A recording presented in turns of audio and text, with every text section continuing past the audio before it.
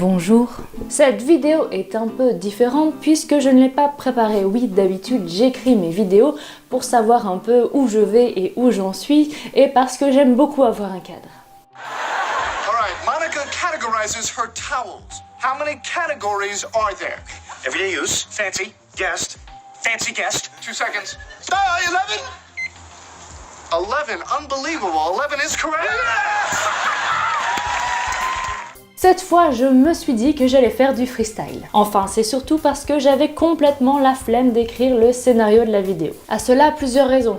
Déjà, en fait, je reviens de vacances et très souvent, je suis beaucoup plus fatiguée en revenant de vacances que quand je suis partie. Souvent, quand je prends des vacances, c'est pour voyager ou pour aller voir des gens, mais vraiment très rarement pour rester chez moi. Du coup, je suis fatiguée, mais aussi je n'ai absolument pas le temps de lire. Là, par exemple, je suis partie chez une amie pour son mariage et j'étais sa témoin, donc évidemment, je n'ai pas eu une minute à moi, à tel point que je n'ai même pas eu le temps d'écrire le discours.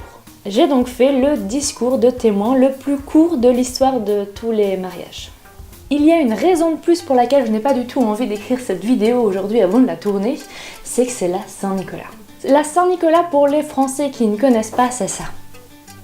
Saint-Nicolas est donc un saint, merci Camille. Saint-Nicolas est là initialement pour apporter aux enfants sages des clémentines et des biscuits, sauf que finalement, ce sont les cadeaux qui ramènent.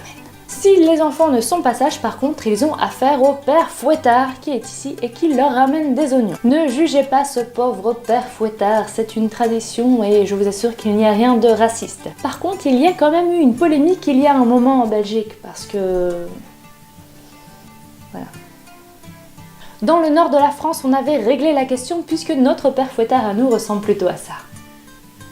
La Saint-Nicolas est fêtée principalement en Belgique, dans le nord de la France, et je pense qu'il y a d'autres régions en France, mais je ne suis pas du tout sûre. Donc si vous savez, n'hésitez pas à me le dire. J'adore particulièrement cette fête parce qu'on la fête en fait depuis qu'on est tout petit avec ma famille, et ma grand-mère nous offrait nos cadeaux le jour de la Saint-Nicolas, ou en tout cas pour la Saint-Nicolas. C'est-à-dire que vous, les cadeaux que vous aviez à Noël par vos grands-parents, nous on les avait le jour de la Saint-Nicolas. Par contre, c'est vrai que le Père Noël passait quand même le 24 ou le 25, ça dépend dans quelle famille. Je ne sais pas du tout comment ils ont réussi à nous faire croire tout ça, mais on y croyait à fond. Maintenant, c'est le moment où je vais vous parler du bilan du Pumpkin Autumn Challenge. J'ai appris une chose hyper importante dans ce challenge et qui, à mon avis, je pense qu'il faut que je retienne jusqu'à la fin de ma vie, c'est qu'il ne faut plus jamais que je fasse de challenge littéraire. Parce que je suis nulle à chier et que je suis incapable de les finir. Vous l'aurez donc compris, je n'ai pas réussi à finir ce challenge parce que je suis incapable de m'imposer des lectures. En gros, ça me gonfle. Je suis incapable de me dire que à tel moment il faut que je lise tel livre. C'est toujours le même principe en fait, un livre peut être hyper intéressant et vraiment être génial pour moi. Par contre, si je lis dans un moment où je me suis forcée, ça va rien donner du tout. Il y avait 4 livres pour ce challenge. Il y avait Harry Potter 3, il y avait Le Cri de Nicolas Beuglet, il y avait Outlander dont je vous ai parlé dans une vidéo précédente, et il y avait American Psycho de Bret Easton Ellis. Et c'est ce dernier que je n'ai pas fini parce que c'est quand même un sacré pavé. J'ai eu énormément de mal à me mettre dans cette lecture et en fait il me restait plus que 4 jours. Enfin même pas, il me restait un jour, vraiment 2 livres pour pouvoir le lire, donc c'était quasiment impossible. Pourtant, je vous assure que j'y ai cru jusqu'au bout, mais non, je n'y suis pas arrivée. Je ne peux donc pas vous parler de ce dernier livre puisque je n'ai lu à peu près que 15 pages. Et comme je vous l'ai dit, j'ai eu énormément de mal à me mettre dans l'histoire et je pense que c'est un livre que je vais reprendre mais beaucoup plus tard parce que là, j'ai un peu saturé. Il me reste donc 2 livres dont je ne vous ai jamais parlé en vidéo et je pense que je vais commencer par le livre le plus mauvais parce que je préfère toujours commencer par le plus mauvais pour aller vers le meilleur. C'est toujours plus sympa. Le livre que j'ai vraiment détesté sur les 4, c'est Le Cri de Nicolas Beuglet.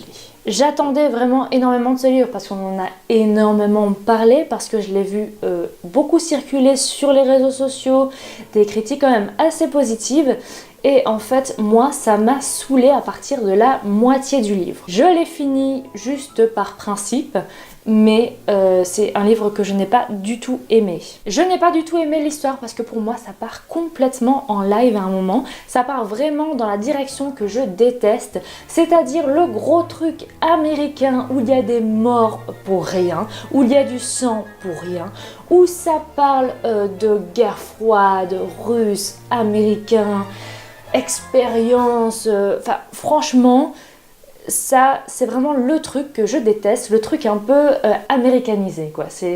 Je trouve ça irréaliste, je trouve ça chiant et ça me gave. En plus je n'ai pas du tout accroché aux personnages parce que leur pseudo-romance, les personnages en eux-mêmes, franchement ça m'a saoulée en fait. Et finalement j'ai même pas été à fond dans le livre, j'ai même pas ressenti du suspense ou quoi que ce soit, c'est juste une énorme déception. Et franchement, je ne connaissais pas du tout l'auteur, c'est le premier livre que je lis de cet auteur. J'ai quand même envie de tenter un autre livre pour voir, mais si ça part dans la même direction, je laisse tomber. Maintenant, on passe au livre que j'ai vraiment adoré, c'est Harry Potter 3. Si vous regardez quelques-unes de mes vidéos, vous avez peut-être vu en fait que je n'avais jamais lu les livres Harry Potter et qu'en avril ou en mai, je m'étais lancé un challenge. Je devais donc lire tous les livres en 2 mois, quelque chose comme ça. Sauf que j'ai commencé bien évidemment par le tome 1 et après j'ai lu le tome 2 et ça me faisait chier tout simplement parce que je connaissais l'histoire par cœur parce que j'avais déjà vu plusieurs fois les films. Je me suis dit je vais retenter avec le tome 3 puisqu'en fait celui-là je ne le connais pas très bien, je pense que j'ai vu une fois le film il y a très longtemps et je me rappelais plus du tout de l'histoire. Et ça a fonctionné parce que j'étais vraiment à fond dans l'histoire et en plus comme on est un peu dans la période de Noël, je trouve que ce genre de livre correspond tout à fait à la période et je trouve que ça collait très bien. Je suis donc bien partie pour lire l'intégralité des livres Harry Potter. En fait j'aimerais quand même par contre me mettre une petite difficulté, c'est les lire en anglais mais du coup je sais pas si j'accrocherai aussi bien parce que la lecture sera peut-être un peu plus compliquée. En fait je suis limite hyper contente parce que je vais commencer à comprendre toutes les références à Harry Potter. Voilà, ça y est, j'ai même envie de commencer le tome 4 directement. En fait, j'hésite entre un tome 4 d'Harry Potter ou un livre hyper glauque et malsain, genre un thriller de Sir Cédric. Le problème en ce moment, c'est que j'ai envie de tout lire, absolument tous les livres qui me passent sous les yeux. Et bah du coup, je n'arrive pas à rentrer dans un seul livre et bah je lis pas grand chose. Je pense que vous aussi, en tant que lecteur, ça doit vous arriver. Cette vidéo est maintenant terminée. J'espère que ce format un peu spécial vous aura plu. N'hésitez pas à la commenter, n'hésitez pas à venir me parler, c'est toujours un plaisir de vous répondre. Je vous laisse ici. Je vous souhaite une excellente journée, une excellente semaine et je vous dis à la semaine prochaine. Normalement. Ciao!